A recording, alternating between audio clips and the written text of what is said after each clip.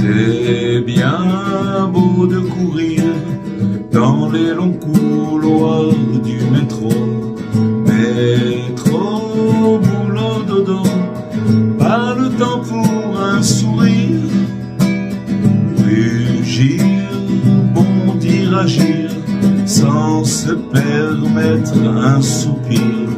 Quand le feu passe au vert, démarre vite et accélère. Depuis la nuit des temps, couronne de diamants, pour la sérénité, une simple journée,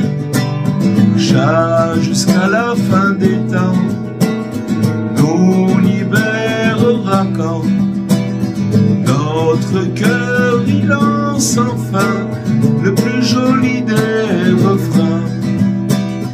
Et le soir a brillé, une table émerveillée, des gosses enjoués près d'une reine extasiée. Le père est revenu et sur sa coupe il a lu cet hymne millénaire aux paroles qui libèrent. Si tu fais le Shabbat, ton cœur rayonnera. Qui garde le Shabbat, ainsi resplendira. L'angoisse et ses noirceurs, la colère et la peur disparaissent quand revient le plus joli des refrains. Pareil à la rosée qui perle dans les vallées, tant de félicité bénit notre maisonnée. Quand les deux pins tressés sous leur nappe de velours vont être morcelés, c'est bien la manne du jour. Observe et souviens-toi, en un monde réuni, dans la lettre des lois, rayonne leur esprit. Ton âme aura doublé, ton cœur sera comblé. En chœur ils chantent enfin le plus joli des refrains.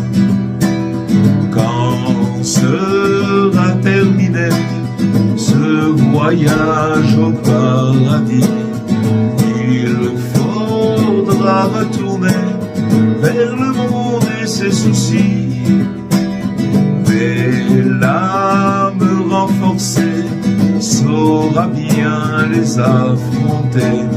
Courage, espoir et vie scintillent dans notre vie. Qui repense au Shabbat, un pincement au cœur. Qui languit le Shabbat, toujours sera vainqueur.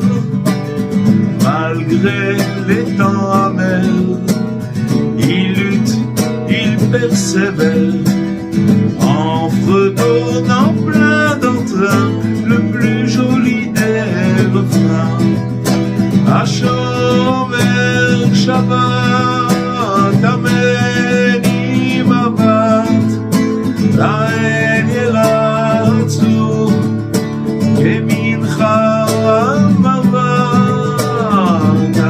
Ashomer Shabbat, Amen Imabat, Laen Yeratzu, Kemincha Mavat. Alors, avec votre permission, nous allons lire aujourd'hui une lettre de Rabbi Nathan qui parle du libre choix. Chacun, c'est un secret le libre choix. On va essayer de comprendre certaines choses qui sont liées au libre choix, c'est-à-dire que une personne, elle se trouve toujours confrontée et devant le choix de faire ou de pas faire, de faire le bien ou de faire le mal, et c'est quelque chose qu'on va essayer de comprendre d'après l'enseignement de Rabbi Nathan, qui sont liés aux enseignements, bien entendu, de Rabbi Nachman. Alors Rabbi Nathan, il dit comme ça, il dit: en ce moment, j'ai à l'esprit une remarque qui est très intéressante sur la raison essentielle pour laquelle l'homme ne peut facilement surmonter les épreuves auxquelles il est confronté.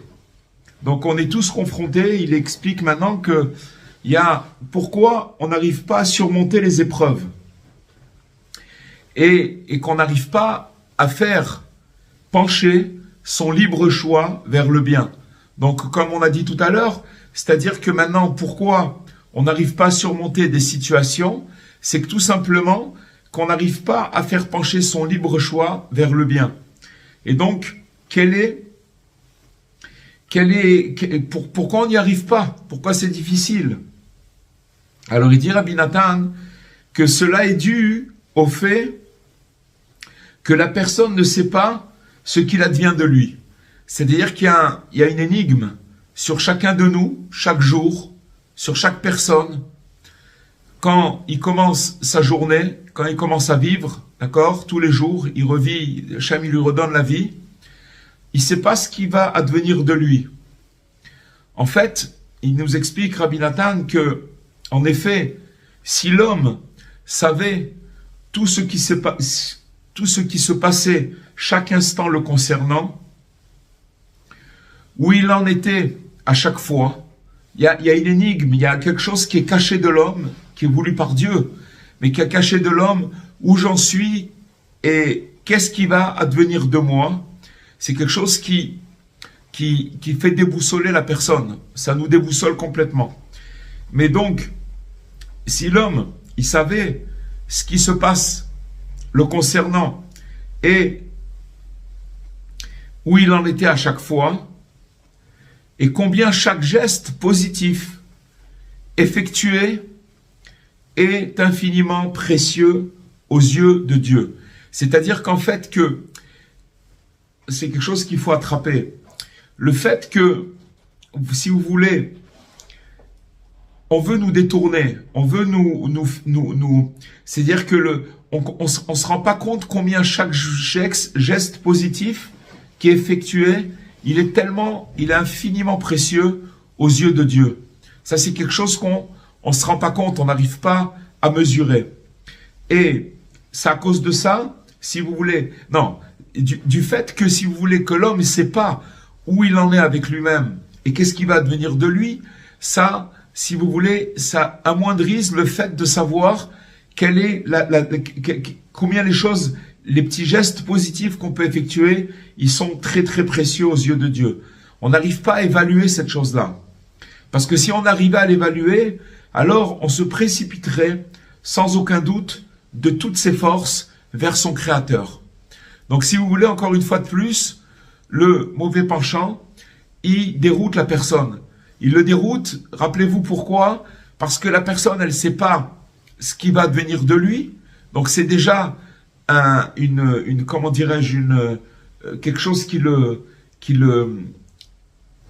fait dévier, qui le déboussole, et aussi où c'est qu'il en est véritablement dans sa vie. C'est quelque chose qui est caché de l'homme. Et donc, à cause de ça, il n'arrive pas à mesurer la grandeur, combien c'est précieux aux yeux de Dieu, chaque geste positif qu'on peut faire.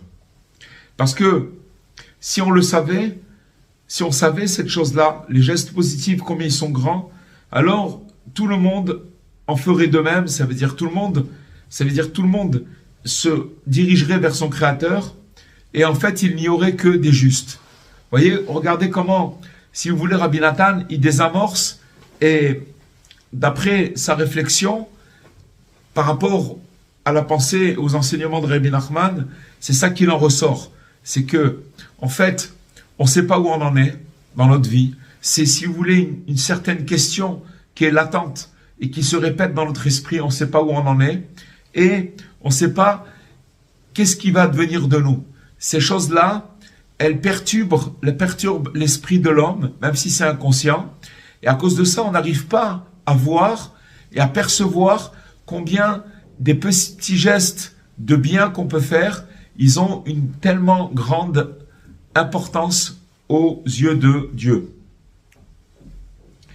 Donc c'est ainsi donc qu'il nous dit Rabbi Nathan que l'essentiel de l'épreuve et du libre choix réside en fait dans cette ignorance que l'on a évoquée. D'accord ? On a une certaine ignorance dans le fait de ce qui va se passer avec nous et où est-ce qu'on en est dans notre vie. Et si vous voulez, c'est là le principal de l'épreuve du libre choix. Parce que quand on va se retrouver devant un choix, et c'est tout le temps, ça ne s'arrête jamais, absolument jamais, jamais, jamais, jamais. Ça s'arrête jamais, c'est tout le temps, ça se représente devant nous. Seulement, si vous voulez, on fait pas nos choix consciemment. Des fois, si vous voulez, les choix qu'on va faire, ils sont par rapport à notre imagination ou par rapport à nos tendances ou par rapport, on se rend pas compte qu'on fait le mauvais choix. Mais disons que des fois dans la vie, on peut se retrouver devant des choix qui sont beaucoup plus grands et qui peuvent être très décisifs dans la vie d'un homme. D'accord ? Donc, peu importe, même si les petits choix qu'on va faire dans notre journée, tout au long de la journée, ils vont être décisifs aussi par rapport à la suite des choses, c'est l'essentiel de notre épreuve parce que, comme on a évoqué, la personne, elle est déboussolée dans le fait où elle ne sait pas ce qui va advenir de lui et elle ne sait pas où elle en est. Et c'est pourquoi il est en fait strictement impossible à l'homme de savoir où il en est tant qu'il est vivant. Donc voilà, ça c'est une vérité. C'est qu'il ne faut même pas essayer de chercher parce que justement cette question, elle n'est pas résolvable. On ne peut pas la résoudre, cette question. Et donc, le fait que la personne, tant qu'elle est vivante, elle ne pourra pas savoir, c'est strictement impossible à l'homme de savoir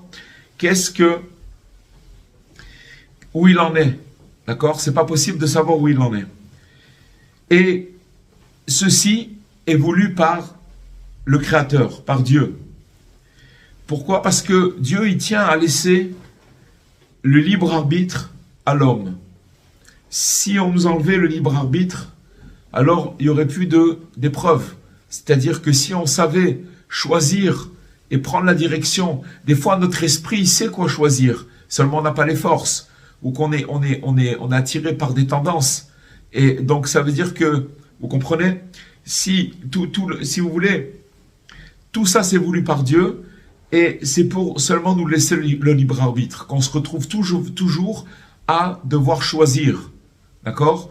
Et ce choix-là, c'est ça qui fait tout le mérite d'avoir fait le bon choix. Ça veut dire que maintenant, quand une personne va se retrouver devant un choix et que maintenant, elle va opter, ça veut dire consciemment, elle va choisir la bonne chose, la chose qui est bien pour cette personne, alors il aura tout le mérite de cette chose-là.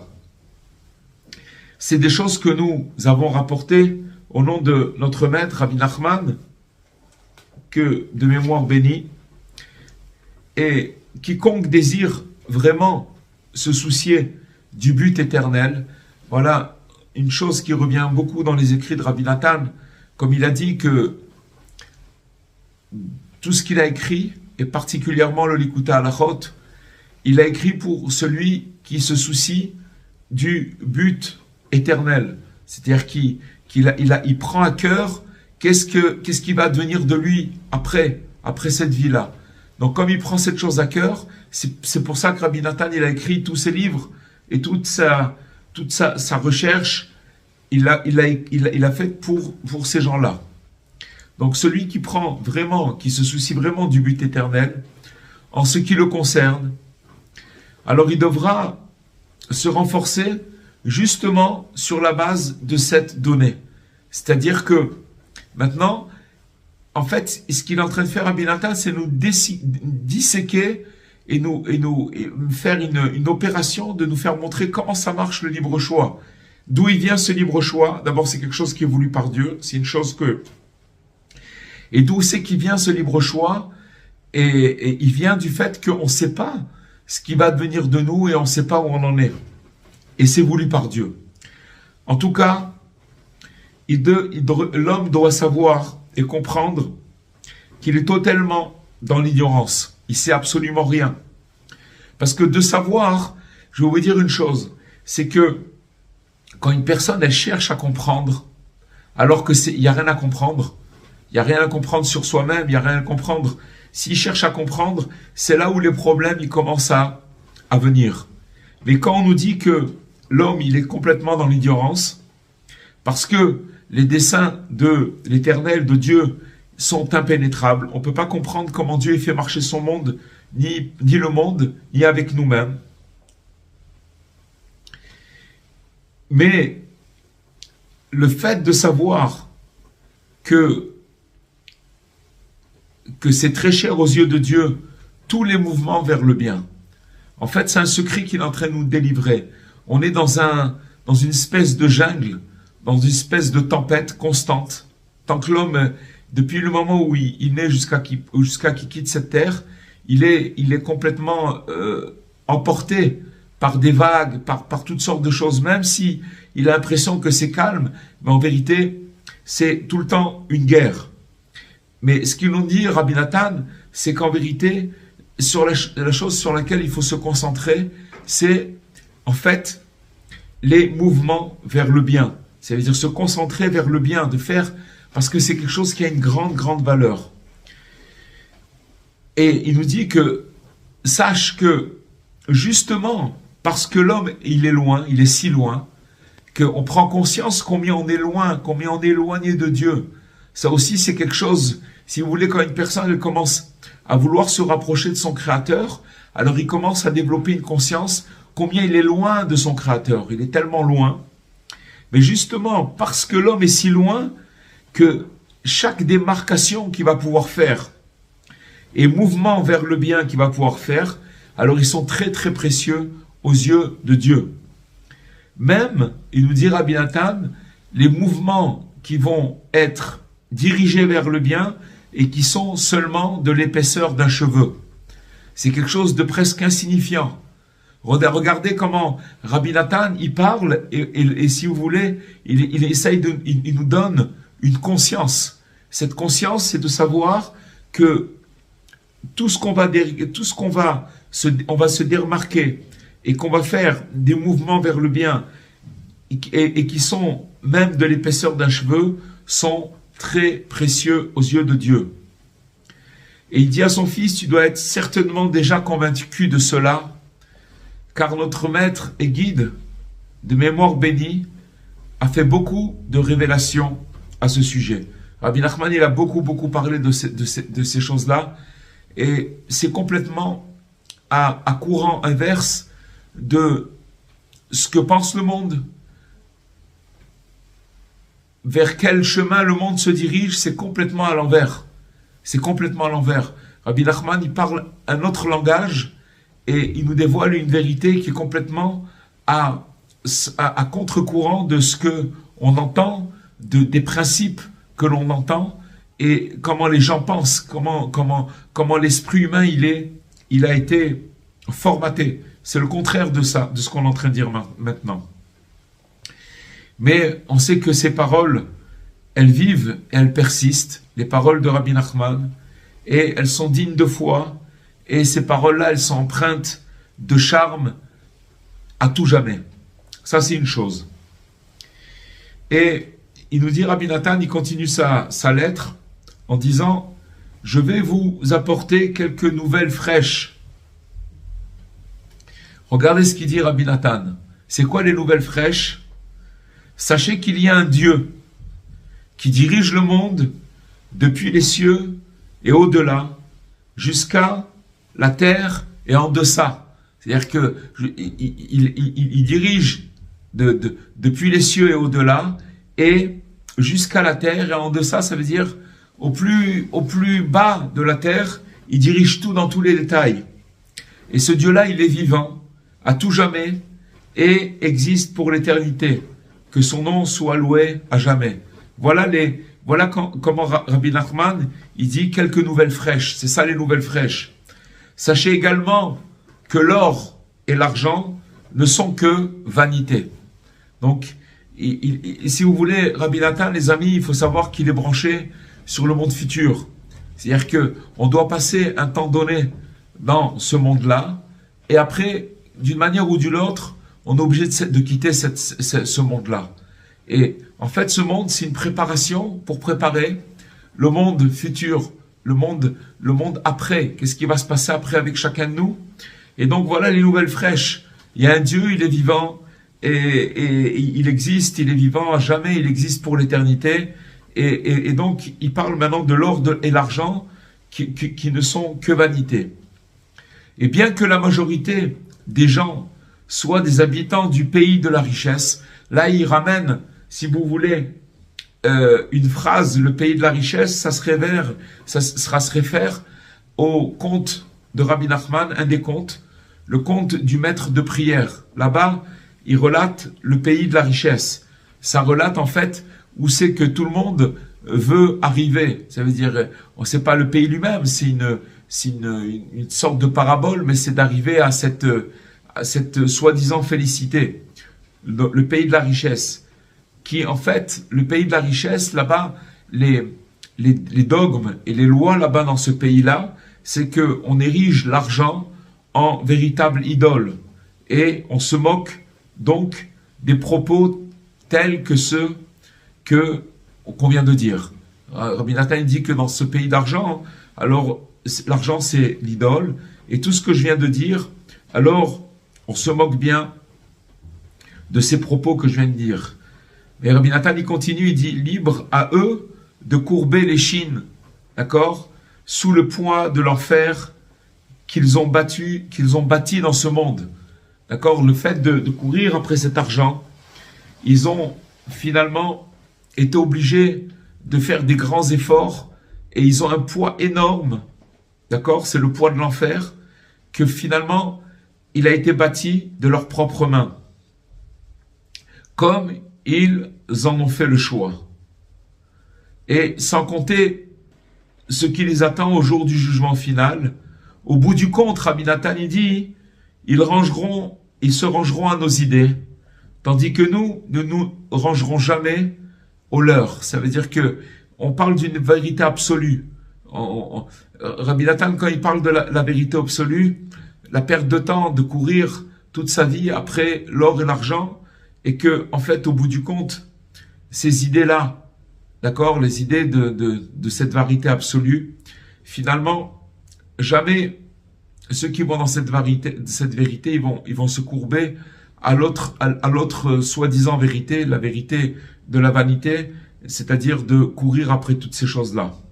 Parce que le roi David, que la paix soit sur lui, il a déjà proclamé, il faut aller dans le psaume 47, et je vais lire, c'est un passage du psaume 47, qui dit « Ne sois pas alarmé si quelqu'un s'enrichit et voit s'accroître le luxe de sa maison. » C'est-à-dire que des fois, on peut voir autour de nous des gens qui ont beaucoup de choses, d'accord? Car quand cette personne elle va mourir, il n'emportera rien, ni son luxe ne le suivra, point. Il va pas absolument rien amener avec lui. Et s'il tourne même cela en dérision, c'est-à-dire que, en général, la matérialité, elle peut faire tourner la personne, c'est-à-dire que la personne, elle tourne la vérité en dérision. Qu'est-ce qu'il dit? Qu'est-ce que leur bouche dit, justement, à cause de cette grande matérialité, que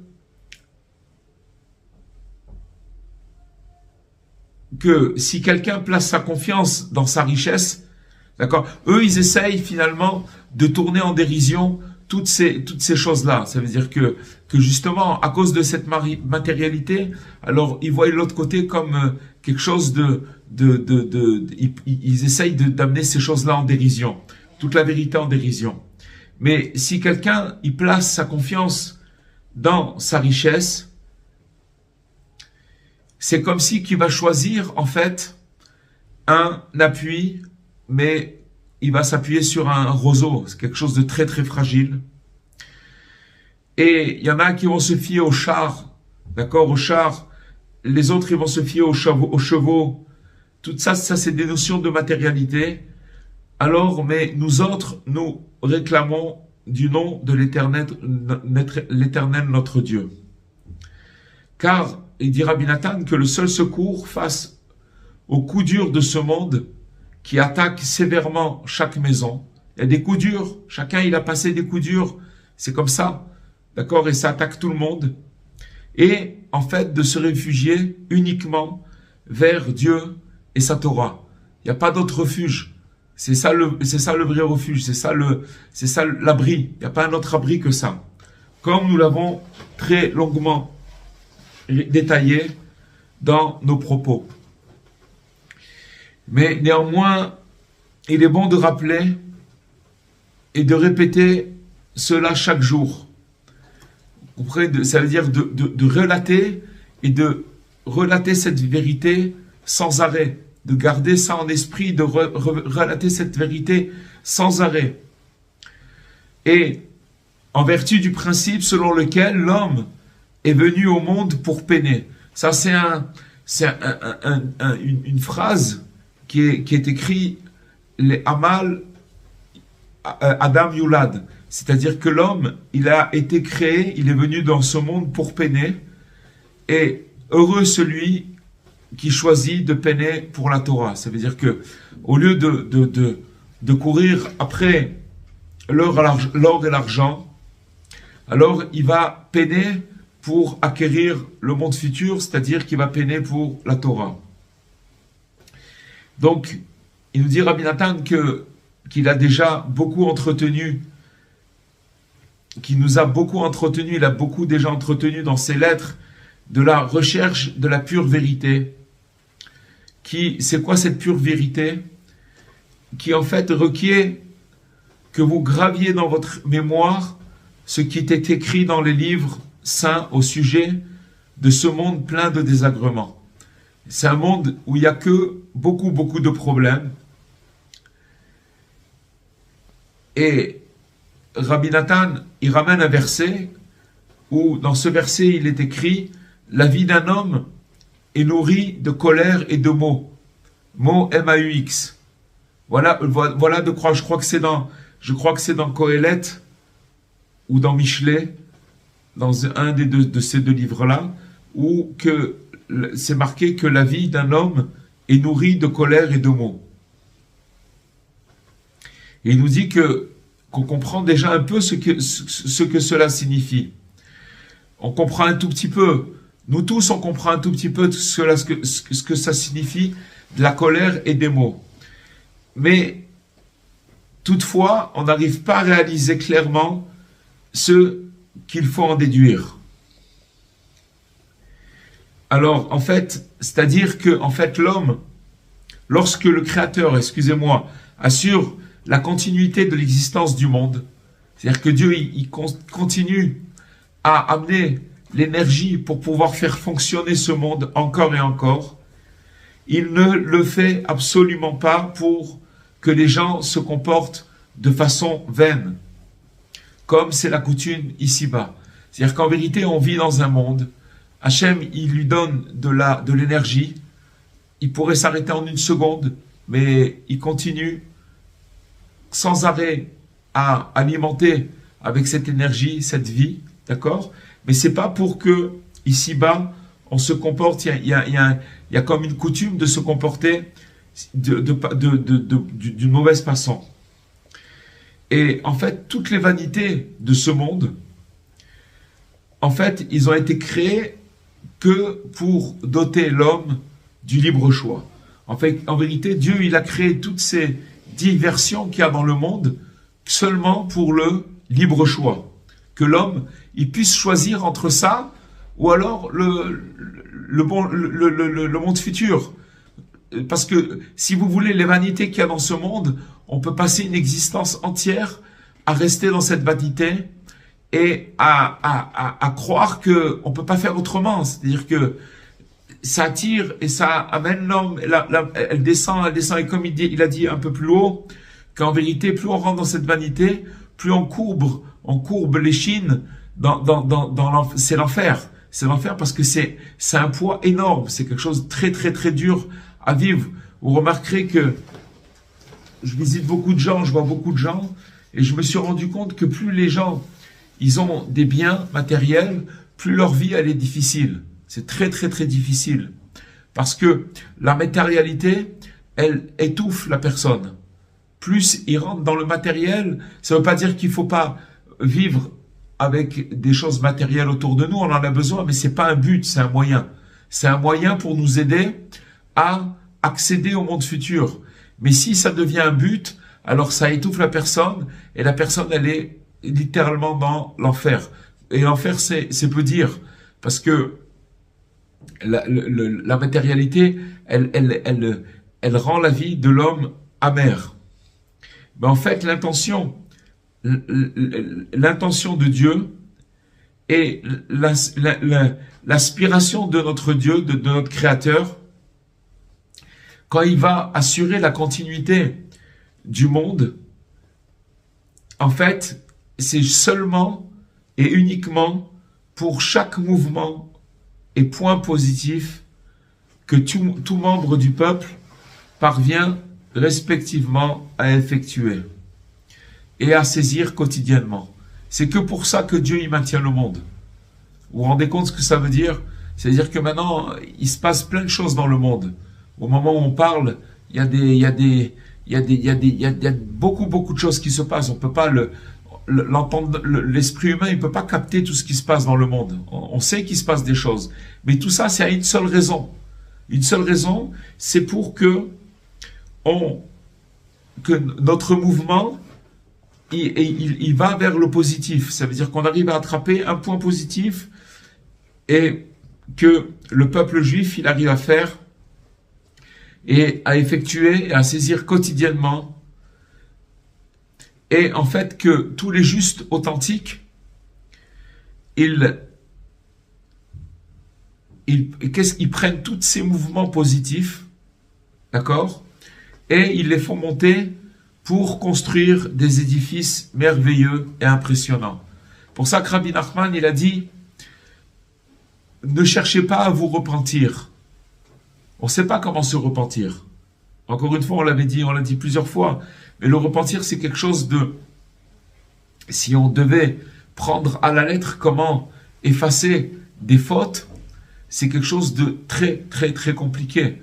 Ça veut dire que si on voyait le tarif qu'on devait payer pour une erreur, ça découragerait énormément. C'est pour ça que Rabbi Nachman, il a enlevé ce poids-là. Il a dit, ne cherchez pas à faire tchouva. Par contre, amenez-moi des briques et du ciment. D'accord? Des briques et du ciment, ça veut dire, amenez-moi des enseignements de Torah, de la prière, des bonnes actions, toutes ces choses-là. Chacun là où il est, un tout petit peu. Si chacun, il se concentre, comme on a dit au début, sur le bien, combien il a une valeur extraordinaire aux yeux de Dieu, c'est ça qu'on veut nous cacher en fait. On veut nous cacher la valeur des choses.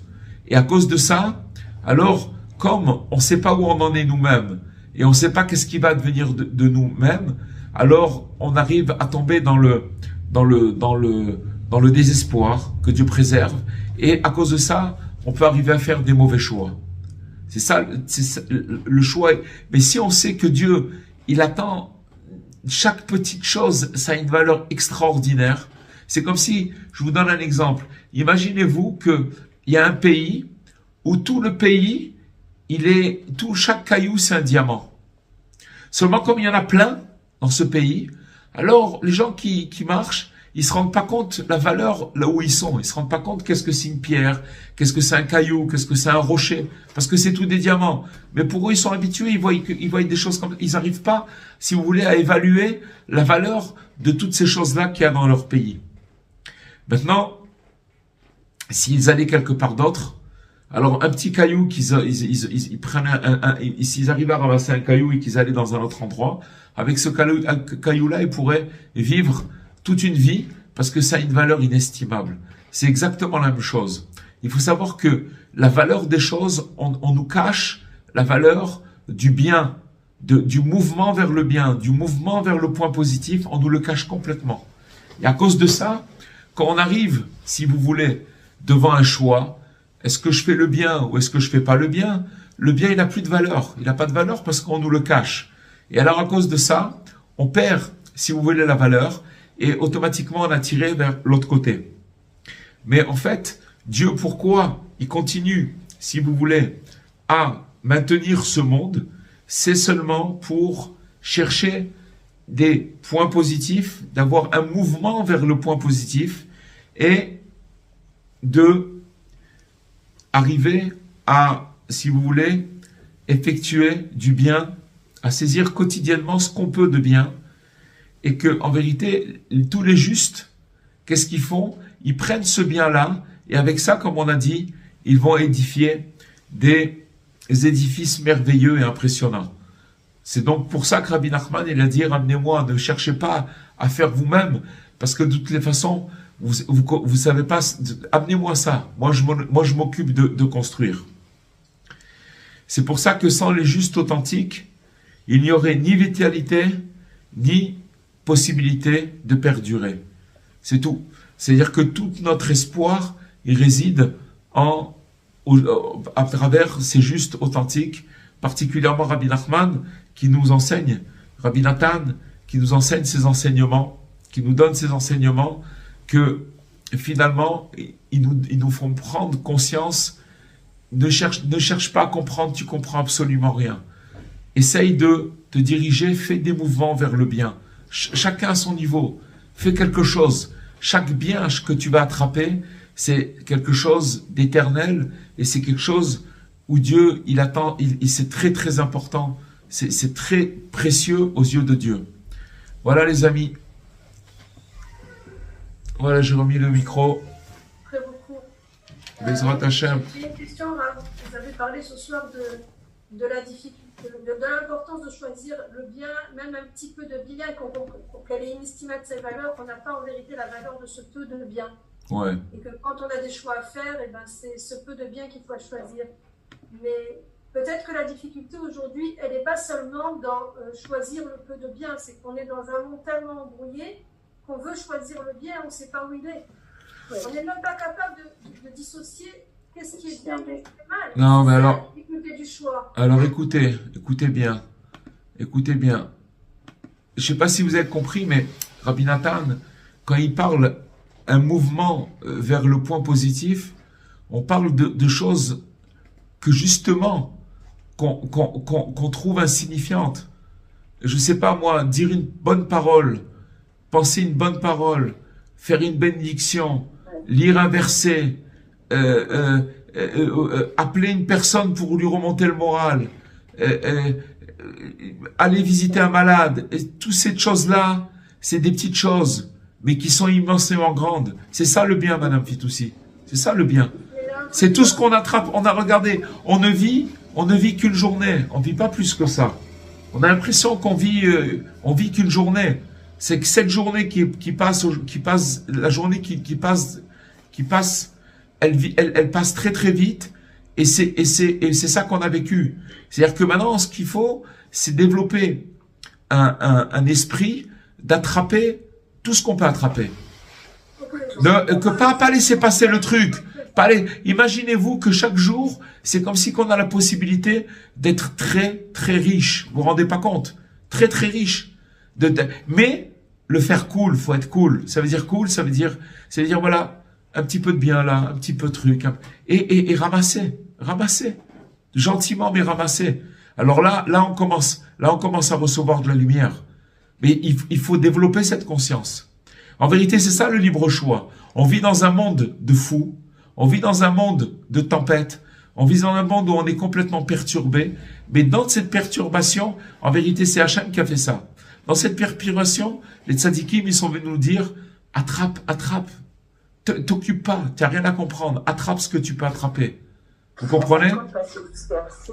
Comment? Ne pas se disperser.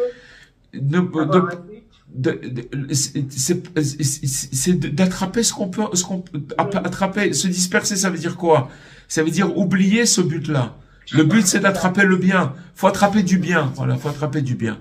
On n'a que du bien à attraper. Et il y en a beaucoup. Sachez une chose, c'est, il n'y a pas besoin de voyager ou de comment. Vous savez, en étant chez soi, il y a beaucoup de bien à faire autour de nous. Énormément. Mais il faut l'apprécier. Il faut le voir. Ces petites choses qu'on fait, elles ont une grande valeur. Et c'est avec ça c'est avec ça que quand on fait un petit peu, après petit à petit, Hachem, il nous présente d'autres choses plus grandes et plus grandes. Et il faut c'est là où il faut s'engager. Parce que de toutes les façons, à la fin du journée, c'est ce qu'on a attrapé. La comptabilité, elle se fait, vous savez, c'est comme quelqu'un qui a un magasin, il a un tiroir caisse. Il faut avoir cette mentalité. Voilà, un tiroir caisse. On est maintenant dans la journée elle passe. Quelle recette j'ai fait? Quelle recette? Qu'est-ce que j'ai fait? Alors maintenant, on va dire, ah, vous savez, je vous avais raconté une fois une histoire. Qu'il y avait quelqu'un, un sage éminent, qui terminait, chaque année, il terminait tout le Talmud. C'est à peu près 2700 pages. C'est énorme. Ça représente 7 pages par jour, mais avec des commentateurs, etc. Et chaque année, il arrivait et il terminait. Et donc, il y a comme coutume que quand on termine même un traité, alors à pour plus forte raison qu'on a terminé tous les traités, ça s'appelle d'avoir terminé tout le Talmud, normalement on fait un repas et on lit un Kaddish, et c'est quelque chose de très grand. Maintenant, lui, il n'avait jamais fait de repas alors que chaque année il terminait. Il n'avait jamais fait ça. Il le faisait pas. Et un jour, il a décidé de faire un repas. Il a dit, voilà, je fais un repas parce que j'ai terminé tout le Talmud. Alors ils lui ont posé la question, mais Rav, pourquoi vous faites maintenant un repas alors que vous le terminez chaque année et vous ne faites pas? Pourquoi maintenant, soudain, vous décidez de le faire? Il dit parce que le Talmud que je viens de terminer, c'est le Talmud que j'ai attrapé quand j'étais en train d'attendre le bus 5 minutes, quand j'étais dans une salle d'attente chez un médecin, où je devais aller arranger des papiers ou n'importe quoi. Il y a des moments où on attend, on fait tac, tac. J'avais mon livre avec moi et j'avançais de quelques lignes. À chaque fois, tac, tac, tac, tac, tac, j'attrapais ce que je pouvais attraper. Et à la fin, j'ai terminé tout le Talmud. Et donc, ça veut dire quoi? C'est-à-dire que maintenant, ce Talmud-là, celui-là, il a beaucoup de valeur. Parce que c'est celui que j'ai attrapé dans des moments creux, où j'avais ici 5 minutes, ici 10 minutes, ici un quart d'heure, et que j'ai pu attraper quelque chose. C'est une mentalité maintenant. Pourquoi je vous ai donné cette histoire? Parce que ce sage-là, il avait une mentalité que tout ce qu'il pouvait attraper, il l'attrapait. Maintenant, nous, on doit développer. Mais pour la développer, il faut d'abord prendre conscience combien Dieu, chaque mouvement vers le bien, chaque mouvement positif, ça a une valeur extraordinaire. Quand une personne, elle intègre cette chose-là, alors il va faire des choses, il va se rendre compte qu'à la fin de la journée, quand il va faire son bilan, qu'il a fait une recette extraordinaire. Là, j'ai été rendre visite, là, j'ai parlé à une personne, là, j'ai fermé ma bouche alors que je voulais l'ouvrir et que j'allais dire une bêtise. J'ai fermé ma bouche, là, j'ai fait ça. C'est des petits trucs qui lui-même avec lui-même, il sait, il se connaît, il sait ce qui est bien, ce qui est pas bien. Mais il se dirige toujours le mouvement vers le bien. Et en vérité, c'est ça, en fait, le secret du libre choix. Voilà, les amis. Je crois qu'Abraham a une question. Moi aussi, après. Abraham qui a levé la main. Dora, vas-y, commence. Maintenant, c'est Abraham. Abraham, depuis tout à l'heure, il a levé la main. Ouais. Vous avez dit que la matérialité, la matérialité, comment dirais-je, elle étouffe. Elle opprime l'homme dans ce monde, en fait. Bien sûr. C'est-à-dire que c'est pas chouette à voir. Vous voyez, par exemple, des gens qui sont très très riches et qui travaillent dans des grandes entreprises et tout, ils pensent sans arrêt à faire des profits et des profits et des profits sans arrêt. Mais il y a un tel point que des fois, il y en a qui n'ont pas pensé à prier ou même des choses pas chouettes, quoi.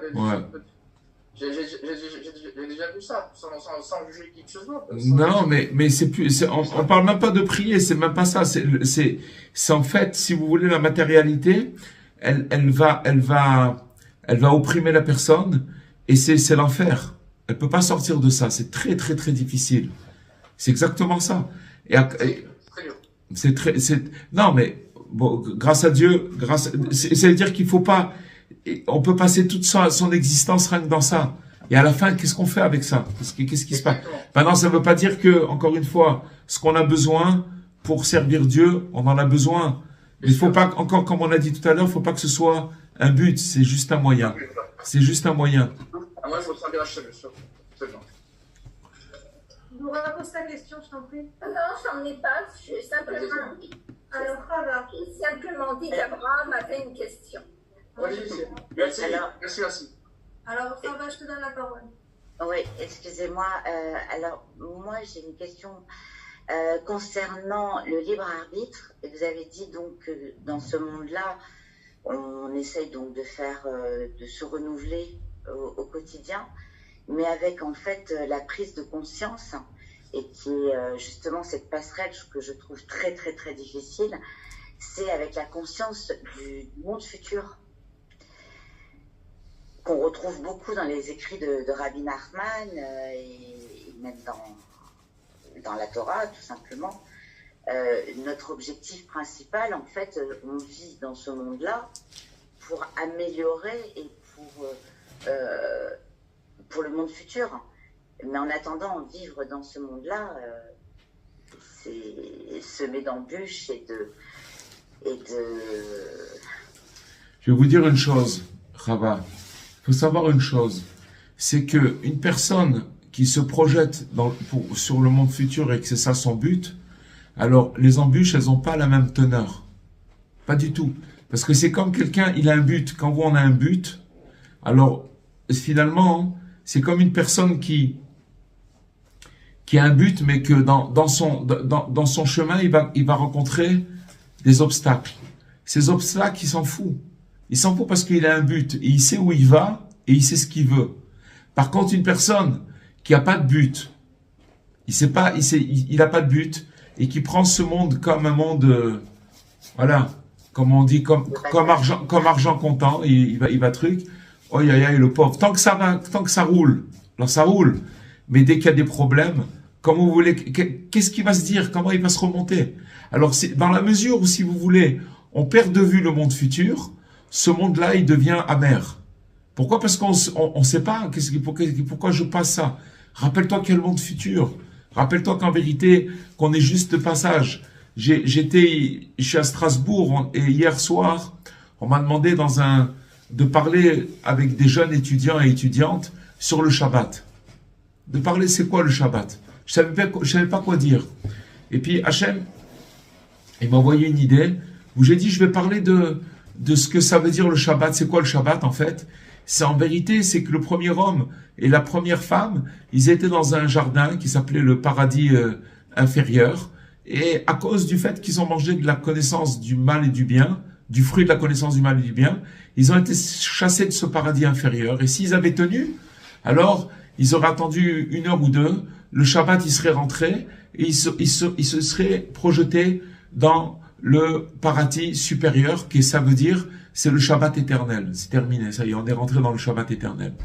Alors j'aurais expliqué qu'en vérité, on a été jeté de ce paradis inférieur et que maintenant Dieu il a fait un jour par semaine, que ce jour-là, qu'on le touche ou qu'on le touche pas, il reste saint. Maintenant, à nous de nous mettre, si vous voulez, au diapason et de faire ce qu'on peut pour essayer d'honorer ce jour-là. Dans la mesure où on va honorer ce jour-là, alors on va être connecté à ce paradis supérieur, à l'éternité, au Shabbat éternel.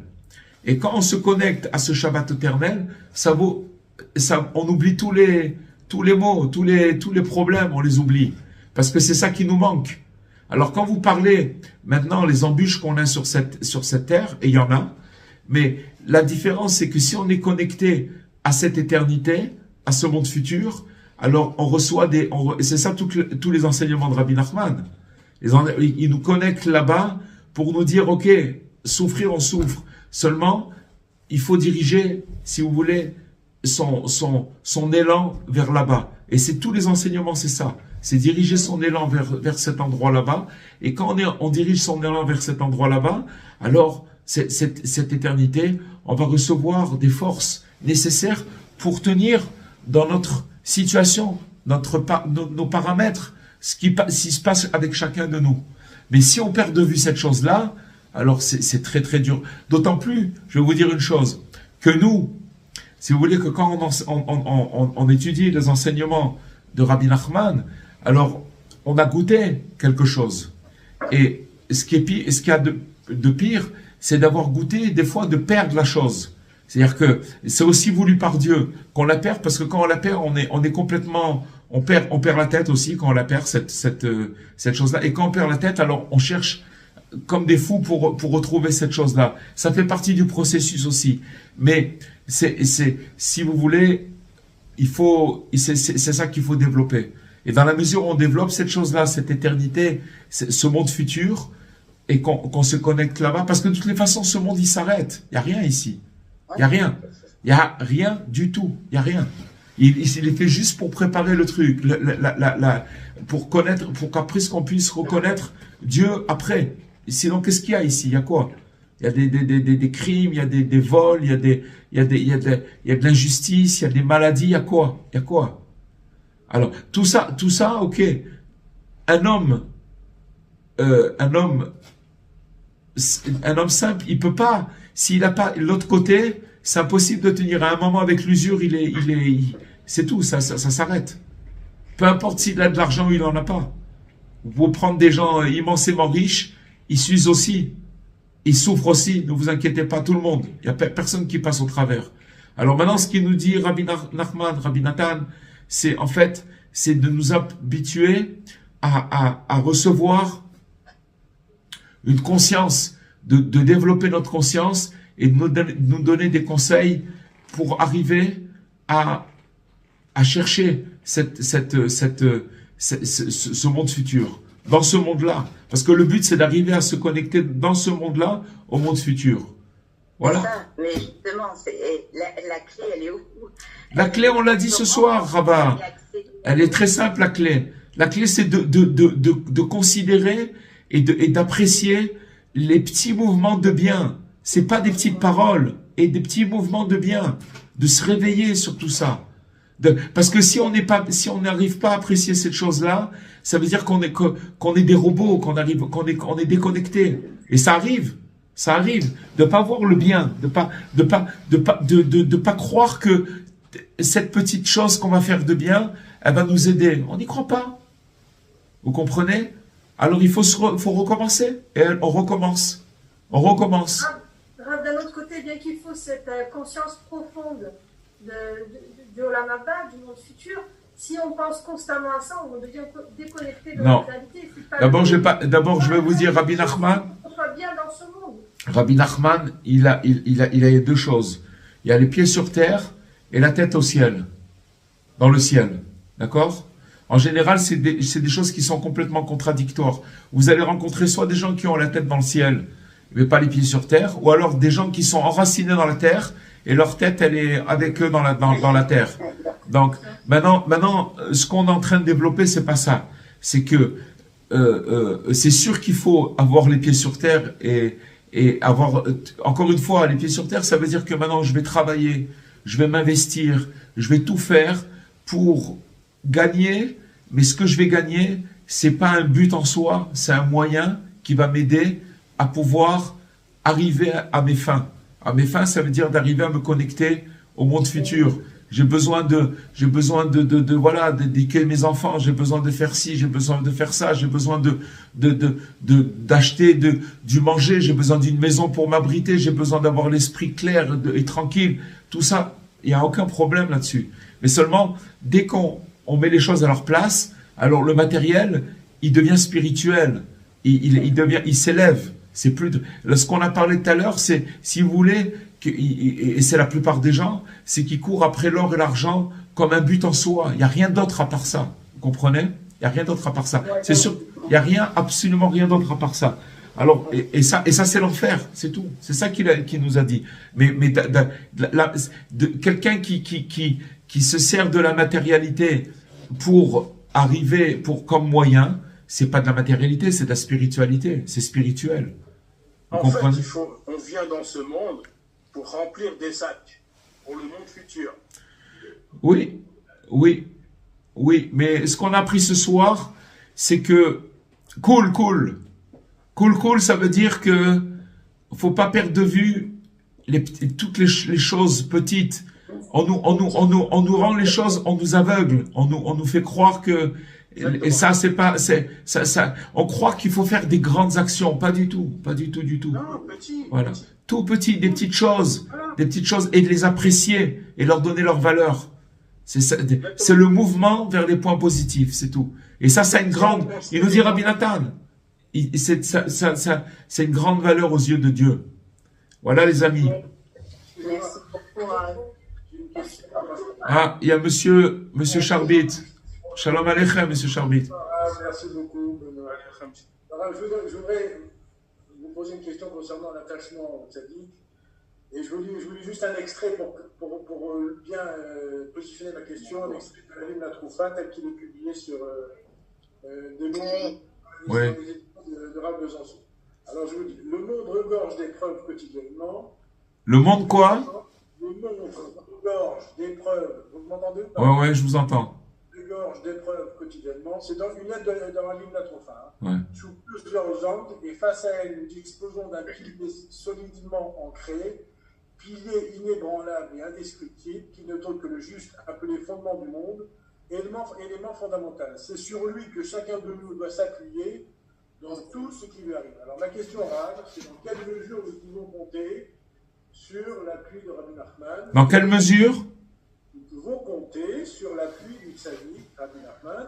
Et dans une autre lettre, très clairement, Rabbi Nathan dit à son fils que le tzaddik l'a dit très clairement que nous pouvons compter sur sa force.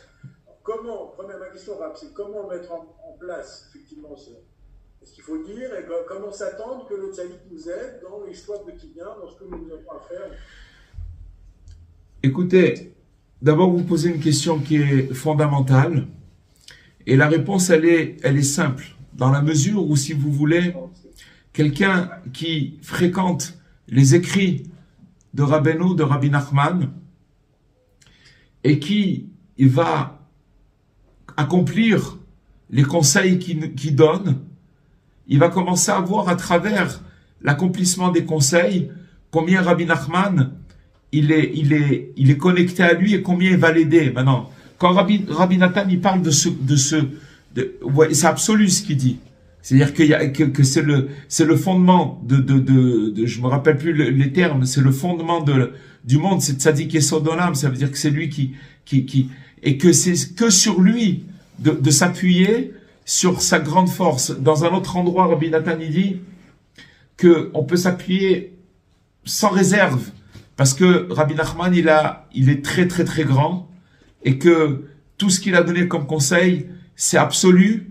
Et c'est valable pour ce monde et que ça nous aidera aussi dans le monde futur et pour toutes les générations qui viendront après nous.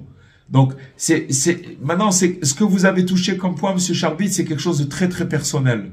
Parce que dans la mesure de notre attachement au tzaddik, alors la réponse, elle est là. Ça veut dire qu'on va ressentir combien le tzaddik qui nous aide et qui nous guide. Maintenant, encore une fois, plus une personne, elle investit dans ce sens-là, ça veut dire comme on dit, Mishan la tzadikim, ça veut dire de s'appuyer, d'accord, sur le tzadik, plus il va voir tout simplement qu'il est pris en charge complètement. Il y a pas de, seulement c'est des degrés. Mais dans la mesure de son engagement, alors il va voir où il en est. De toute façon, nous tous les gens qui sont là connectés, ils peuvent comprendre très très bien ce que je dis. C'est-à-dire que maintenant les enseignements de Rabbi Nachman, et on sent à travers ces enseignements qu'on peut s'appuyer mais là ce que vous avez relaté, ce que vous avez dit maintenant, c'est quelque chose de très très personnel à chaque personne. Vous comprenez, c'est difficile de donner une réponse générale à cette question. Ce que je peux donner comme réponse, c'est dans la mesure où la personne, elle va s'investir et qu'elle va en fait rentrer dans une abnégation, dans un bitoul, de dire, par exemple, Rabbi Nachman, il a dit qu'il faut pas passer un jour sans lui parler à Hachem. Il faut parler tous les jours à Dieu. Alors si quelqu'un, il va prendre ça à la lettre et que ça va passer avant tout, ça veut dire que maintenant, de parler pour lui à Dieu, ça parle avant tout, puisque le tzaddik, à partir du moment où il a dit cette chose-là, il a dit que c'est très important, il va le faire, il va commencer, grâce à ce conseil-là, à dévoiler et à découvrir des choses en lui-même, autour de lui, combien la parole du tzaddik, et combien il peut s'appuyer sur lui. Ça veut dire quoi, s'appuyer sur lui? Ça veut dire qu'il va commencer à ressentir que les conseils du tzaddik, c'est une réparation, et il sent qu'il est en train de réparer son âme. Ça veut dire il sent qu'il est sur le chemin. C'est ça, s'appuyer sur lui. Et que c'est absolu. Je sais pas si voilà. Je sais pas, c'est très personnel, c'est quelque chose de, on va dire que voilà, vous avez posé une question de quelqu'un qui est très avancé dans la recherche du tzaddik. Alors, c'est difficile je vous ai répondu, mais c'est difficile de répondre quand on fait un cours comme ça, parce que chacun, il va prendre les choses d'une manière différente. Vous comprenez? Mais voilà. Merci beaucoup. C'est un très bon cours. Bezrat Hashem. On se retrouve la semaine prochaine si Dieu veut. Je voulais vous poser une question, excusez-moi, Birla, juste une petite dernière question. Vous avez dit que vous avez parlé du libre arbitre. Il y a comment dirais-je, Hachem nous a donné justement le libre arbitre pour faire des choses bien ou Dieu plaisir ou des choses moins bien. Mais d'un autre côté, Hachem, il sait déjà tout ce qu'on va faire. Comme ce qui est écrit dans des livres, quand Hachem. Ouais. Mais on revient. Je vais vous dire une chose. Ce que vous êtes en train de toucher, Rabbi Nachman, il en parle. Il dit tout simplement que d'un côté, Hachem, il sait ce qu'on va faire, mais on a le libre arbitre de faire ou de pas faire. Sachez que, on avait déjà parlé, vous avez déjà posé cette question sous une autre forme. Ce sont des choses que l'esprit ne peut pas capter. Rabbi Nachman, il explique que ça vient de l'endroit qui s'appelle Halal HaPanouy. C'est un espace vide où Dieu, il a enlevé sa présence pour pouvoir créer le monde.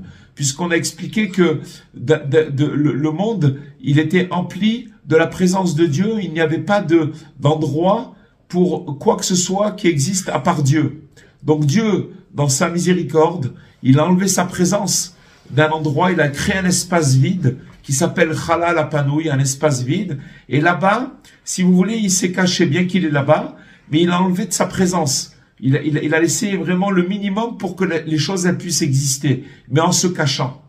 Maintenant, ces questions que vous avez posées, cette question que vous avez posée du libre arbitre, elle vient de cet endroit. Elle vient de cet endroit. Et Rabbi Nachman, il explique que c'est un endroit qui est en périphérie de notre compréhension et que si on essaye de toucher à ces questions-là, alors que la personne, elle peut complètement s'écarter. C'est pour ça que il y a des livres comme des livres de philosophie, même juive, où Rabbi Nachman, il a absolument interdit de les lire et de s'approcher parce que c'est complètement à l'encontre du chemin de la simplicité de servir Dieu. Ça, on peut pas comprendre ces choses-là. C'est absolument impossible de comprendre. L'esprit humain, il peut pas comprendre. Par contre, il a dit une chose, Rabbi Nachman, qu'est-ce que c'est le libre arbitre? Si tu veux, tu fais. Si tu peux pas, si tu veux, tu fais. Et si tu veux pas, tu fais pas.